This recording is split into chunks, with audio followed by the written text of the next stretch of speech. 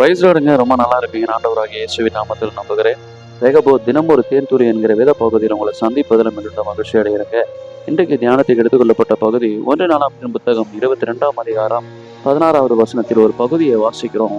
நீ எழும்பி காரியத்தை நடப்பி, கர்த்தர் உன்னோடு இருப்பாராக. ஆமாங்க. இன்றைக்கு இந்த சூழ்நிலையில பார்க்குறோம். தாவீது என்கிற தாசன் அவனுடைய மகன் சாலொமோனுக்கு சொல்றாருங்க.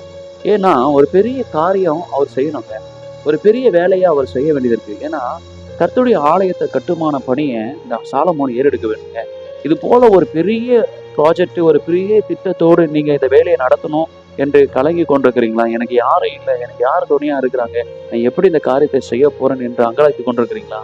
நிச்சயமா இந்த வார்த்தை உங்களோடு பேசுங்க. இந்த வார்த்தைக்கு ஜீவன் உள்ளுங்க. ஆனா அதனால தாங்க சொல்றாரு பாருங்க, தைரியமா நீ செய், கர்த்தர் உங்க கூட இருக்கிறாருன்னு தாவீது சொல்றாருங்க. அதே போல தைரியமா செய்யுங்க, கர்த்தர் உங்க கூட இருக்கிறாரு. ஜீவனுள்ள வார்த்தையை நம்புங்க. ரொம்ப நல்லா இருப்பீங்க. காட் பிளஸ் யூங்க. ஆமென்.